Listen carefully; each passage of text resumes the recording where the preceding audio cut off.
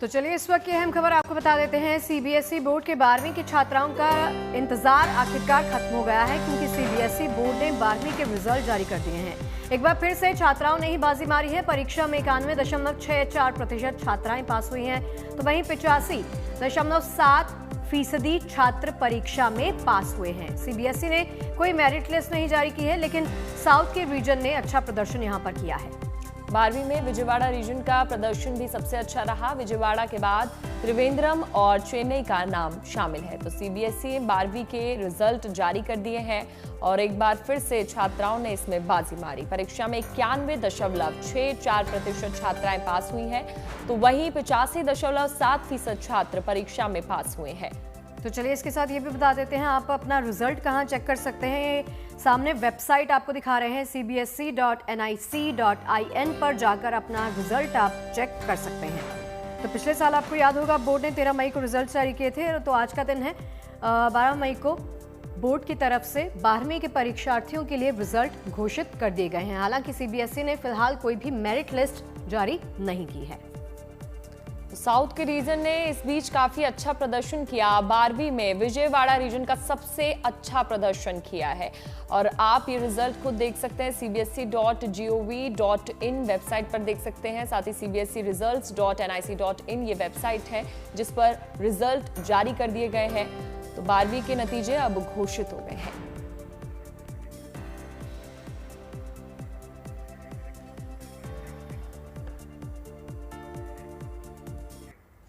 और अब बात करेंगे नौसेना के शौर्य की। दरअसल 22 अप्रैल को पहलगाम में हुए आतंकी हमले के बाद पाकिस्तान के खिलाफ नेवी ने भी मोर्चा संभाला। नेवी ने उसी तैयारियों से जुड़ा अब एक वीडियो और कुछ तस्वीरें जारी की है। नेवी ने इन तस्वीरों के जरिए बताया है कि दुश्मन के खिलाफ नेवी की तैयारी पूरी थी। एयरक्राफ्ट कैरियर पर बड़ी संख्या में MiG-29 के लड़ाकू विमानों की तैनाती और एयरबोर्न अर्ली वार्निंग हेलीकॉप्टर की मौजूदगी ने शत्रु के किसी भी विमान को 100 किलोमीटर के दायरे में आने से पहले ही रोक दिया। लेकिन नेवी की लगातार मौजूदगी की वजह से पाकिस्तानी वायुसेना को तट के करीब ही रहना पड़ा और समुद्री क्षेत्र में किसी भी तरह का खतरा पैदा होने का कोई भी मौका इनको नहीं मिला।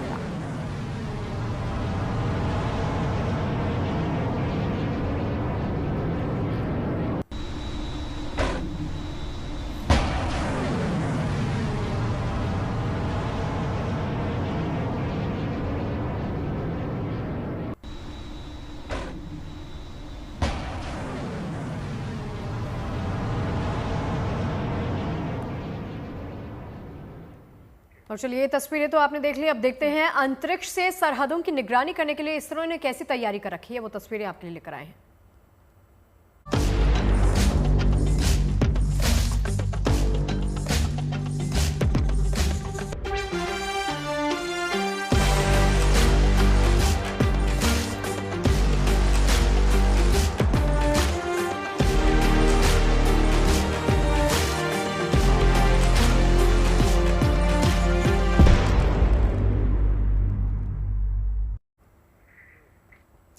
तो सरहद की निगरानी के लिए इसरो अब एक और सैटेलाइट लॉन्च करने की तैयारी में है। इसरो 18 जून को EOS-9 सैटेलाइट लॉन्च करने जा रहा है, जिसकी मदद से इसरो सरहद की निगरानी के साथ साथ पृथ्वी के सतह की हाई रेजोल्यूशन तस्वीरें सेना तक पहुंचाएगा। क्योंकि इससे भी सर्जिकल स्ट्राइक और एयर स्ट्राइक में इसरो ने अहम भूमिका निभाई थी और अब नए सैटेलाइट से देश की सीमा सुरक्षा और भी पुख्ता होने जा रही है।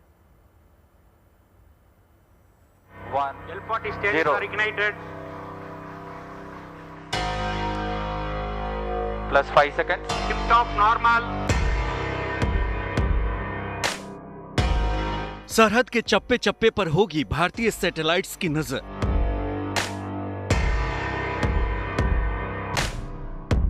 दुश्मन की हर साजिश का वक्त से पहले होगा पर्दाफाश। अंतरिक्ष की दुनिया में भारत एक और कीर्तिमान रचने जा रहा है। इसरो यानी भारतीय अंतरिक्ष अनुसंधान संगठन अब स्पेस में भारत की शक्ति को दोगुना करने की तैयारी में है। जल, जमीन और आकाश के साथ साथ अंतरिक्ष से सरहद की सुरक्षा अब और भी पुख्ता होने जा रही है। भारतीय सरजमी को और भी सुरक्षित बनाने के लिए इसरो अब अगले महीने 18 जून को EOS-9 सैटेलाइट को लॉन्च करने जा रहा है। EOS-9 सैटेलाइट की लॉन्चिंग सुबह 6:59 पर आंध्र प्रदेश के श्रीहरिकोटा स्थित सतीश धवन अंतरिक्ष केंद्र से होगी। इस सैटेलाइट को रिसेट 1B के नाम से भी जाना जाता है। निगरानी के लिए भी किया जाएगा। कुल मिलाकर ये सैटेलाइट अंतरिक्ष में भारत की वो आंख बनने वाला है जिसका मकसद न सिर्फ देश में आने वाली किसी भी आपदा से सतर्क करना है, बल्कि 24 घंटे बिना रुके, बिना थके देश की सीमाओं की निगरानी करना भी है, जो आने वाले दिनों में सेना के मिशन के लिए और भी मददगार साबित होगा। Bureau report, good news today.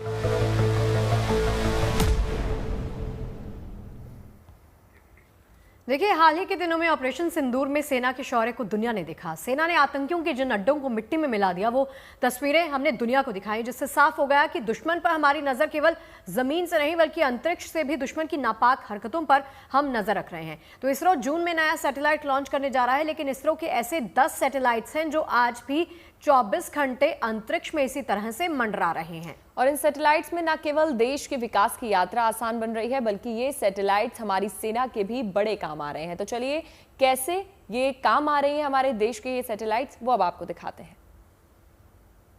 4, 3, 2, 1, L40 stations are ignited.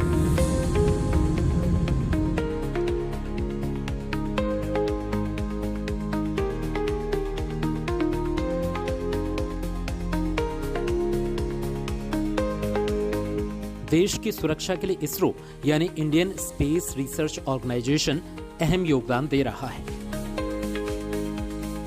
देश की सुरक्षा आज न सिर्फ सैनिकों और हथियारों पर निर्भर है, बल्कि इसमें प्रौद्योगिकी यानी टेक्नोलॉजी का भी अहम योगदान है। समंदर से पाकिस्तान के अंदर तक दुश्मन की हर चाल पर इसरो की 10 आंखों की नजर बनी हुई है। मतलब इसरो के 10 उपग्रह 24 घंटे निगरानी करते हुए भारत की सुरक्षा को मजबूत करने में अहम योगदान दे रहे हैं।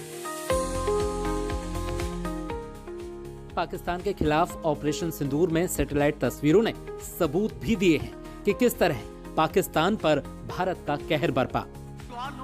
मणिपुर की राजधानी इम्फाल में रविवार 11 मई को नेशनल टेक्नोलॉजी डे पर आयोजित एक कार्यक्रम में इसरो प्रमुख वी नारायण ने इस बात पर जोर दिया कि देश की सुरक्षा को मजबूत करने की दिशा में उपग्रहों की सेवा की अहम भूमिका रही है। You know, we are having our neighbors, you all know, I need not explain. If we have to ensure safety of this country, we have to really serve through the satellite. We have to monitor the entire 7,500 kilometer seashore area, we have to monitor. And the entire northern part, we have to monitor continuously. Without satellite technology, without drone technology, we cannot achieve that. Today, I am happy to inform that at least 10 satellites are continuously working, 24/7 working for the strategic purpose to ensure safety and security of the citizens of this country. दरअसल भारत ने 11 मई 1998 को राजस्थान के पोखरण में सफल परमाणु परीक्षण किया था। इस बड़ी कामयाबी को याद रखने के मकसद से ही ये दिन नेशनल टेक्नोलॉजी डे के रूप में मनाया जाता रहा है। इम्फाल के सेंट्रल एग्रीकल्चर यूनिवर्सिटी में इस मौके पर आयोजित दीक्षांत समारोह में इसरो चीफ ने सैटेलाइट की अहमियत के बारे में बताया। उन्होंने उपग्रह प्रौद्योगिकी को क्रांतिकारी कदम करार देते हुए बताया कि ये न सिर्फ सीमा की सुरक्षा में मददगार है, बल्कि प्राकृतिक आपदाओं, समुद्री खतरों और दूसरी सुरक्षा चुनौतियों से निपटने में भी महत्वपूर्ण भूमिका निभाती है। यानी उपग्रहों के बिना देश की सुरक्षा मुश्किल है। भारत के पास 10 उपग्रह हैं जो राष्ट्रीय सुरक्षा और संरक्षा के लिए पूरी तरह समर्पित हैं। ये दिन रात यानी 24 घंटे काम करते हैं, जो अलग अलग क्षेत्रों में निगरानी का जिम्मा संभालते हैं। मसलन सीमाओं पर होने वाली गतिविधियों पर नजर रखते हुए सीमा की सुरक्षा करना, समुद्री निगरानी रखते हुए समंदर के रास्ते होने वाले अवैध प्रवेश या तस्करी को रोकना संभव हो पाता है। आपदा प्रबंधन में भी इससे बहुत मदद मिलती है। प्राकृतिक आपदाओं के दौरान राहत और बचाव कार्यों में इससे सहायता मिलती है। उपग्रहों की मदद से सरकार और सुरक्षा एजेंसियां किसी भी संभावित खतरे का समय पर पता लगा सकती हैं, जिससे त्वरित गति से कार्रवाई की जा सकती है। ये तकनीक हमें आत्मनिर्भर और सशक्त बनाती है। इसरो प्रमुख ने उपग्रह और ड्रोन प्रौद्योगिकी को एक दूसरे का पूरक करार दिया। उपग्रह जहां बड़े बड़े क्षेत्रों की निगरानी करते हैं, वहीं ड्रोन छोटे और दुर्गम क्षेत्रों में सटीक जानकारी मुहैया कराते हैं। पहाड़ी या जंगली इलाकों में जहां इंसान का पहुंचना मुश्किल होता है, वहां ड्रोन उपयोगी साबित होते हैं। उपग्रह और ड्रोन मिलकर ऐसी सूचनाएं देते हैं जो त्वरित कार्रवाई के लिए जरूरी है। ये संयोजन भारत को सुरक्षा के क्षेत्र में न सिर्फ एक नई ऊंचाई पर ले जा रहा है, बल्कि एक विकसित और आत्मनिर्भर भारत की ओर भी ले जा रहा है।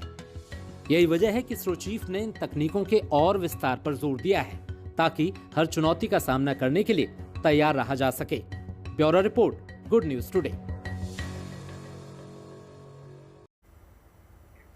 डीआरडीओ इन दिनों ऐसे रोबोट तैयार कर रहा है जो सरहदों की पहरेदारी करेंगे। ये रोबोट मुश्किल से मुश्किल मिशन को आसानी से पूरा कर सकते हैं। खास बात यह होगी कि रोबोट मिशन से किसी भी सैनिक की जान खतरे में नहीं पड़ेगी और उम्मीद ये की जा रही है कि 2027 तक ये प्रोजेक्ट पूरा हो जाएगा। और ये रोबोट देखिए आने वाले वक्त में भी बड़े कारगर सिद्ध होंगे, भारतीय सेना के लिए गेम चेंजर साबित होने वाले हैं। कैसे, देखिए इस रिपोर्ट में।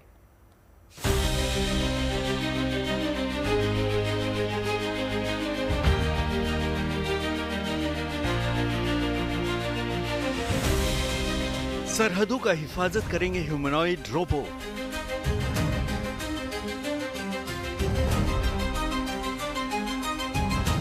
जोखिम में नहीं पड़ेगी देश के सैनिकों की जान और दुश्मन का हो जाएगा काम तमाम। Defence research and development organisation यानी डीआरडीओ अब ऐसे ह्यूमनॉइड रोबोट तैयार कर रहा है जो सरहदों पर सैन्य मिशन को बखूबी अंजाम दे पाएंगे। यह आदमकद रोबोट उन इलाकों के लिए खास तौर पर डिजाइन किए जा रहे हैं जहां खतरा ज्यादा है। डीआरडीओ की टीम पिछले 4 साल से ह्यूमनॉइड रोबोट के प्रोजेक्ट पर जी जान से जुटी है। इस रोबोट के ऊपरी और निचले हिस्से के प्रोटोटाइप तैयार भी हो गए हैं। ट्रायल के दौरान ये रोबोट अपनी क्षमता का प्रदर्शन भी करने लगे हैं। हाल ही में पुणे में आयोजित national workshop on advance legged robotics में इस रोबोट का प्रदर्शन भी किया गया था। डीआरडीओ के centre for systems and technologies के समूह निदेशक एस.ई. टालोरे के मुताबिक इन प्रणालियों की एक बहुत ही खास विशेषता ये है कि वे सभी तरह के भूभागों पर चल सकते हैं, जहां वे रोबोटिक प्रणालियों को ट्रैक कर सकते हैं। जब मानव की तरह 2 पैरों पर चलने वाले रोबोटिक सिस्टम की बात आती है, तो वे मनुष्यों के लिए डिजाइन किए गए वातावरण में काम कर सकते हैं। वे मनुष्यों के लिए डिजाइन किए गए उपकरणों का इस्तेमाल कर सकते हैं और सबसे जरूरी बात यह है कि वे सभी तरह के भूभागों पर चल सकते हैं। उनके पास सभी तरह की क्षमताएं हैं। फिलहाल ये प्रोजेक्ट डेवलपिंग फेज में है। रोबोट बनाने वाली टीम लगातार इस सिस्टम को और बेहतर और सटीक बनाने की कोशिशों में जुटी है। ये रोबोट चीजों को मोड़ने, धक्का देने, स्लाइडिंग डोर खोलने में सक्षम होंगे। इन रोबोट्स में विस्फोटकों को संभालने की काबिलियत भी होगी। ये रोबोट दिन और रात में बराबर क्षमता के साथ काम करेंगे।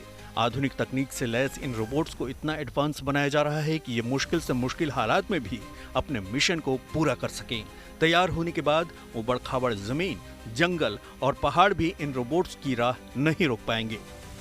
इन रोबोट्स में लगे सेंसर आसपास के इलाकों से जुड़े अहम डेटा इकट्ठा करेंगे। इस डेटा के आधार पर रोबोट खतरे को भांप लेगा और जरूरत हुई तो इस खतरे से निपटने के लिए जरूरी एक्शन भी खुद ही ले लेगा। डीआरडीओ ने इस साल 2027 तक इस ह्यूमनॉइड रोबोट को तैयार करने का लक्ष्य रखा है। आर्टिफिशियल इंटेलिजेंस से लैस ये रोबोट सरहदों की हिफाजत में मील का पत्थर साबित होंगे। इनकी मदद से बेहद मुश्किल मिशन को भी असरदार ढंग से पूरा किया जा सकेगा। और सबसे खास बात यह है कि इन मिशन में किसी सैनिक की जान खतरे में नहीं पड़ेगी। Bureau report, good news today. देखिए, ऑपरेशन सिंदूर के बाद प्रधानमंत्री नरेंद्र मोदी की एक नई तस्वीर सामने आई है। ये तस्वीर आदमपुर एयरबेस की है। इन तस्वीरों में प्रधानमंत्री नरेंद्र मोदी जवानों के बीच दिखाई दे रहे हैं। ऑपरेशन सिंदूर की कामयाबी के बाद प्रधानमंत्री नरेंद्र मोदी आदमपुर एयरबेस पर सैनिकों की हौसला अफजाई करने के लिए पहुंचे थे। ऑपरेशन सिंदूर के जरिए सेना ने आतंक पर करारा प्रहार किया। इस ऑपरेशन में आर्मी, एयरफोर्स और नेवी ने मिलकर साथ में काम किया।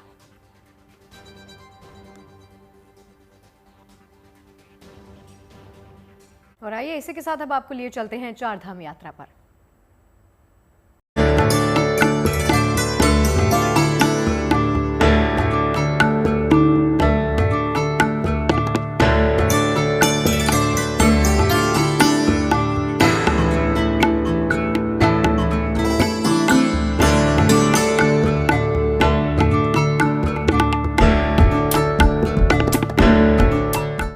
बात चारधाम यात्रा की, जो पूरे उत्साह और उमंग के साथ जारी है। लेकिन केदारनाथ धाम में भक्तों की अलग ही रौनक है। केदारनाथ धाम की यात्रा ने इतनी तेजी से रफ्तार पकड़ी है कि सिर्फ 11 दिनों में ही 2,61,000 से ज्यादा भक्तों ने दर्शन का नया रिकॉर्ड बना दिया।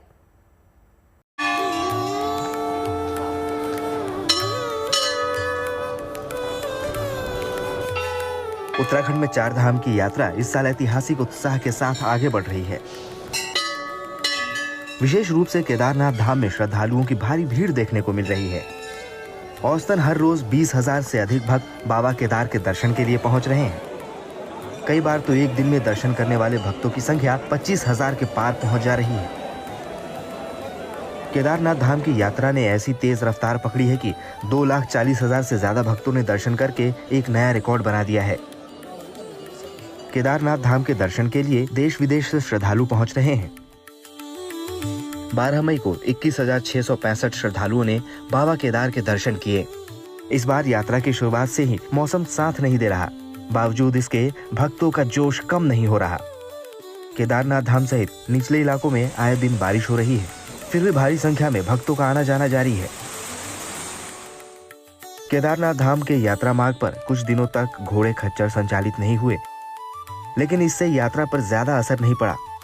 ऐसे समय में डंडी कंडी और पिट्ठू संचालकों ने श्रद्धालुओं की यात्रा को सुगम बनाया। करीब एक हफ्ते बाद केदारनाथ पैदल मार्ग पर घोड़ा खच्चरों की आवाजाही फिर होने से तीर्थ यात्रियों ने राहत की सांस ली है। अब केदारनाथ धाम के पैदल यात्रा मार्ग पहले ही की तरह गुलजार हैं। जिला प्रशासन की ओर से भक्तों के लिए सभी सुविधाओं का ख्याल रखा जा रहा है। स्वास्थ्य, पेयजल, चिकित्सा से लेकर अन्य सभी सुविधाएं श्रद्धालुओं को यात्रा मार्ग से लेकर धाम और यात्रा पड़ाव पर दी जा रही है। भक्तों की सुविधा के लिए इस बार जिला प्रशासन ने टोकन सिस्टम जारी किया है। टोकन के जरिए भक्तों को दर्शन हो रहे हैं। टोकन में दर्शन करने के लिए जो समय दिया जाता है, उसी समय भक्त मंदिर पहुंचकर दर्शन कर रहे हैं। भक्तों के लिए ये सबसे खुशी की बात है कि भीड़ ज्यादा होने के बावजूद उन्हें गर्भगृह में जाकर बाबा केदार के दर्शन हो पा रहे हैं। रात में जब तक यात्रियों की लाइन खत्म नहीं हो जाती, तब तक दर्शन जारी रहता है। प्रशासन की कोशिश है कि कोई भी भक्त बिना दर्शन के ना लौटे। केदार धाम से Praveen Semwal, good news today. देखिए, चारधाम यात्रा की जब हम बात करते हैं तो इस दौरान मौसम एक बहुत बड़ी चुनौती बन जाता है। पल पल बदलते मौसम की वजह से चारधाम यात्रा में मुश्किलें जरूर बढ़ जाती हैं, लेकिन भक्तों के उत्साह में कोई कमी नहीं आती। लोग सावधानी और सतर्कता के साथ लगातार आगे बढ़ते हैं, यानी मौसम पर आस्था भारी बढ़ती है।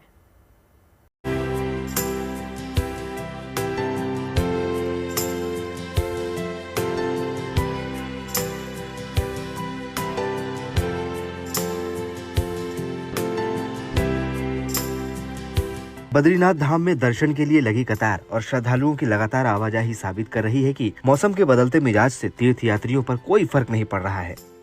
बद्रीनाथ धाम में लगभग हर दिन मौसम का रुख बदल रहा है। यहाँ रुक रुक कर बारिश हो रही है, इसके कारण ठंड भी बढ़ी है और सफर में दिक्कतें भी हैं। लेकिन तीर्थ यात्रियों की आस्था मौसम के तेवरों पर भारी पड़ रही है। बारिश और ठंड का सामना करते हुए तीर्थ यात्री अपने आराध्य के दर्शन के लिए पहुंच रहे हैं। बद्रीनाथ धाम में 12 मई को 13,041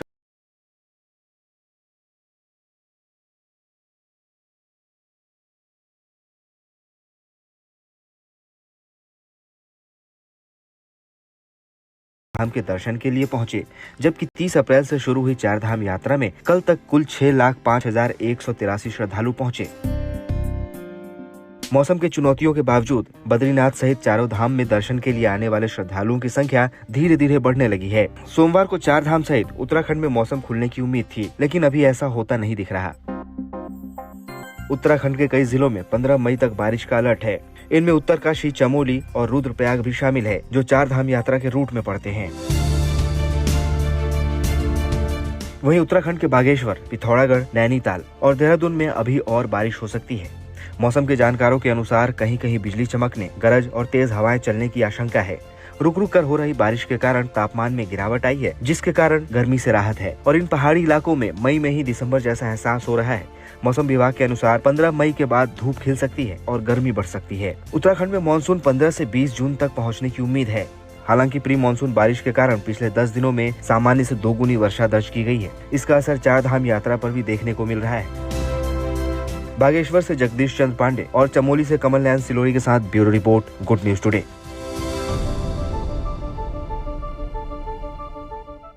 महामंगल के शुभ महीने में अयोध्या में प्राण प्रतिष्ठा महोत्सव होने जा रहा है, जिसकी तैयारियां रामनगरी में जोर शोर से चल रही हैं। 5 जून को गंगा दशहरा के शुभ अवसर पर एक साथ 14 मंदिरों में देव प्रतिमाओं की प्राण प्रतिष्ठा का महाअनुष्ठान संपन्न होगा। आप इस रिपोर्ट में देखिए पूरी डिटेल।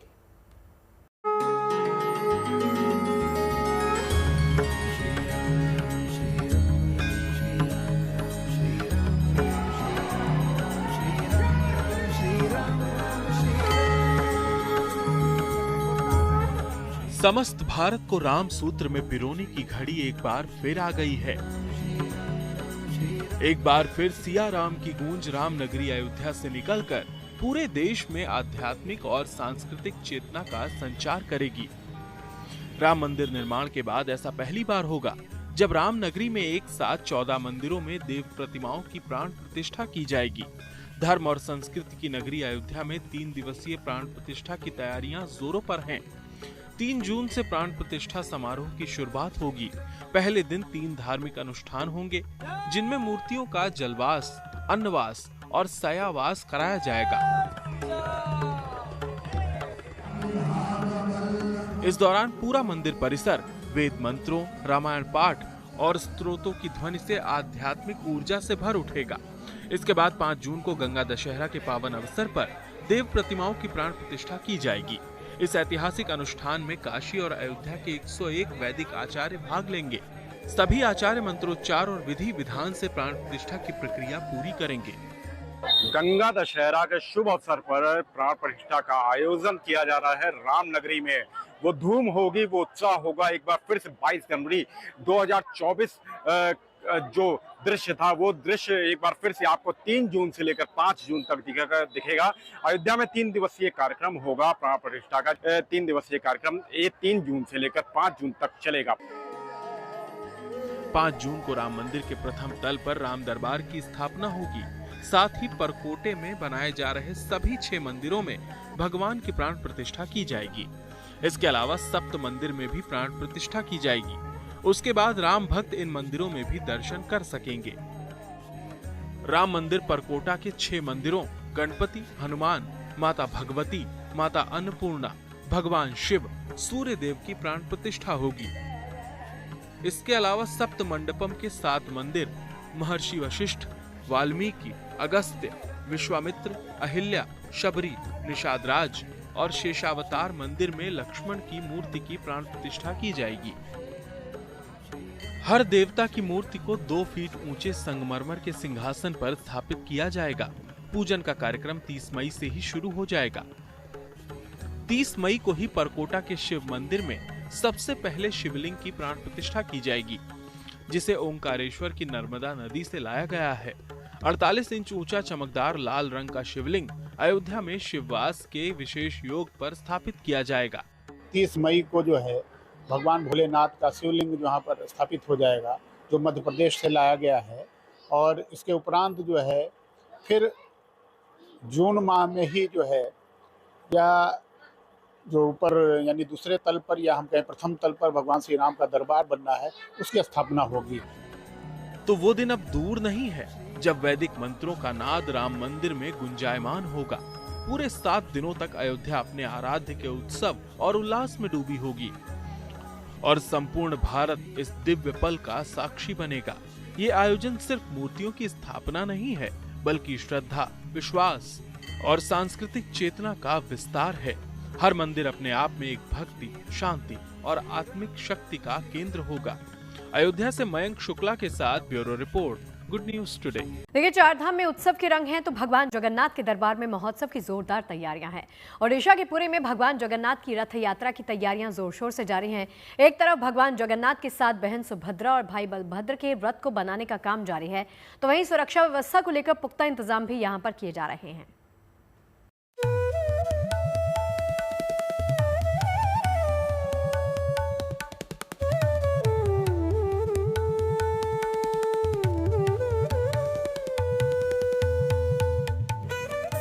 ओडिशा के पुरी में भगवान जगन्नाथ की रथ यात्रा की जबरदस्त तैयारियां हो रही हैं। एक तरफ भगवान जगन्नाथ का विशेष रथ तैयार किया जा रहा है, तो वहीं रथ यात्रा के दौरान सुरक्षा को लेकर पुलिस महकमे की बड़ी बैठक हो रही है। ओडिशा के पुलिस महानिदेशक वाईबी खुरानिया ने स्नान यात्रा और रथ यात्रा के सुचारू प्रबंधन, भीड़ नियंत्रण, यातायात व्यवस्था के प्रबंधन, व्यवस्थित दर्शन और सुरक्षित रथ यात्रा को लेकर वरिष्ठ अधिकारियों के साथ विस्तार से चर्चा की। डीजीपी ने आधुनिक सुरक्षा ढांचे, सीसीटीवी निगरानी, त्वरित प्रतिक्रिया इकाइयों और स्थानीय अधिकारियों के साथ समन्वय की समीक्षा की और आपात स्थिति में की जाने वाली कार्यवाही का भी ब्यौरा लिया। और एक अच्छा पुलिस बंदोबस्त हम रथ यात्रा के समय दे पाएं, इसके बारे में चर्चा की गई है। और तकरीबन हमारा पुलिस बंदोबस्त जो है वो फाइनल स्टेजेस में है और इसको बनाते हुए सुरक्षा की दृष्टि से, क्राउड कंट्रोल की दृष्टि से सब ध्यान दिया गया है। ट्रैफिक रेगुलेशन के बारे में चर्चा की गई है। मंदिर के अंदर और मंदिर के बाहर जो सब अरेंजमेंट रहना चाहिए उसके बारे में बातचीत करी गई है और सभी कॉन्टीजेंसीज के बारे में भी विस्तृत आलोचना हुई है। उसी के हिसाब से हम अपना पुलिस बंदोबस्त बना रहे हैं। रथ यात्रा से पहले जगन्नाथ मंदिर की सुरक्षा को भी चाक चौबंद किया गया। मंदिर की सुरक्षा को और पुख्ता करते हुए पुलिस ने अत्याधुनिक व्रजयान, बख्तरबंद वाहन तैनात किए हैं। उन्नत निगरानी तकनीक और आधुनिक हथियारों से लैस व्रजयान को एलीट कमांडो संचालित करते हैं। ये श्री मंदिर की 24 घंटे सुरक्षा सुनिश्चित करेगा। आज एक रक्षक व्हीकल जो है पुलिस में मुतैन करा गया है, जिसके अंदर ट्रेंड कमांडोज जो हैं मुतैन है और ये गाड़ी और इसके जो कमांडोज हैं आज से पुरी की पुलिस के पास उपलब्ध रहेंगे किसी भी कॉन्टीजेंसी का मुकाबला करने के लिए। भगवान जगन्नाथ के लाखों भक्तों को हर साल पुरी में होने वाली वार्षिक रथ यात्रा का बेसब्री से इंतजार रहता है। हर साल बड़े ही उत्सव और उमंग के साथ भगवान जगन्नाथ के भव्य रथ उत्सव का आयोजन किया जाता है। इस बार ये यात्रा 27 जून से शुरू होने जा रही है।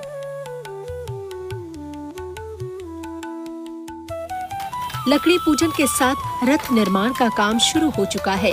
परंपरा के मुताबिक यहाँ भगवान जगन्नाथ के साथ बहन सुभद्रा और भाई बलभद्र के रथ को बनाया जा रहा है। हर साल भगवान जगन्नाथ की रथ यात्रा में प्रभु के दर्शन करने के लिए लाखों की संख्या में श्रद्धालु देश के कोने कोने से पुरी पहुंचते हैं। माना जाता है कि भगवान की रथ यात्रा में शामिल होने से सभी पापों का नाश हो जाता है और भक्तों को मोक्ष की प्राप्ति होती है। पुरी से अजय कुमार नाथ, गुड न्यूज टुडे।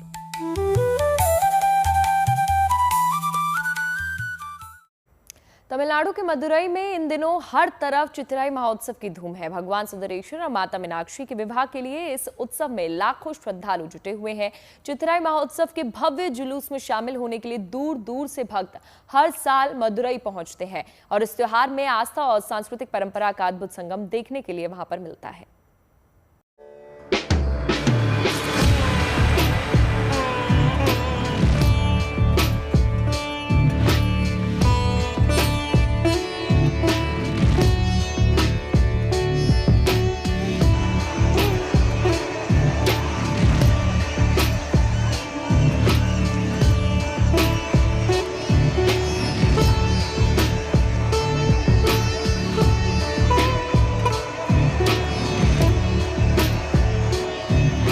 मन में आस्था और दिलों में उत्साह के साथ उमड़े लाखों श्रद्धालु।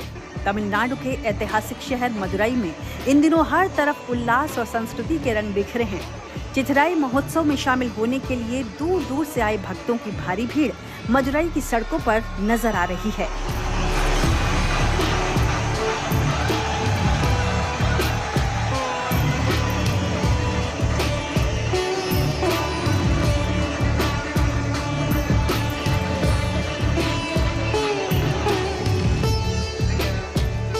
चिथिराई महोत्सव तमिलनाडु के सबसे प्रमुख धार्मिक आयोजनों में से एक है। रविवार को भगवान कल्लझगर की स्वर्ण पालकी के शहर में प्रवेश करने के साथ ही मदुरई में चिथिराई उत्सव के विशाल जुलूस का शुभारंभ हो गया।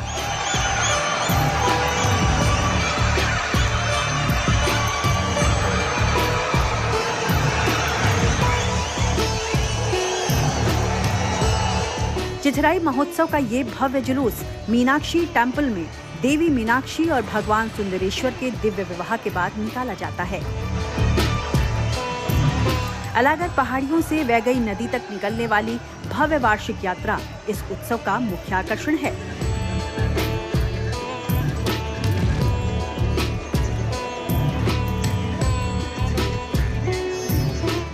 इस जुलूस में हर साल लाखों की संख्या में श्रद्धालु भगवान के दर्शन के लिए पहुंचते हैं। प्रशासन भी महीनों से इस भव्य जुलूस के आयोजन में जुटा रहता है। इस बात का खास ख्याल रखा जाता है कि भीड़ के बावजूद श्रद्धालुओं को जुलूस में कोई परेशानी न हो।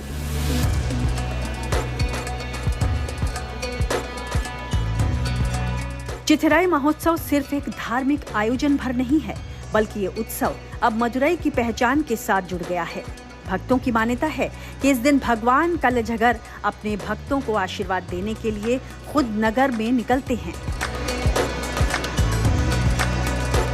ये आस्था और परंपरा के अद्भुत संगम का भव्य उत्सव है, जो बरसों से तमिलनाडु की सांस्कृतिक विरासत को समृद्ध कर रहा है। Bureau report, good news today. Shirdi वाले साईं बाबा एक बार फिर से एक भक्त ने उनके ऊपर अपनी श्रद्धा लुटाई है। विदेश में रहने वाले अनजान भक्त ने साईं बाबा को लाखों का चढ़ावा भेंट किया है। क्या है ये भेंट, ये जानने के लिए देखिए हमारी खास रिपोर्ट।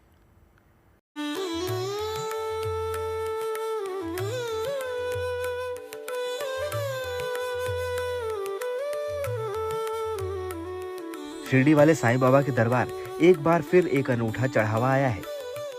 यह ओम साईं लिखा हुआ वो बोर्ड है जिसे पहले साईं बाबा के चरणों में अर्पित किया गया और फिर यहाँ की पावन भूमि द्वारका माई में लगाया गया।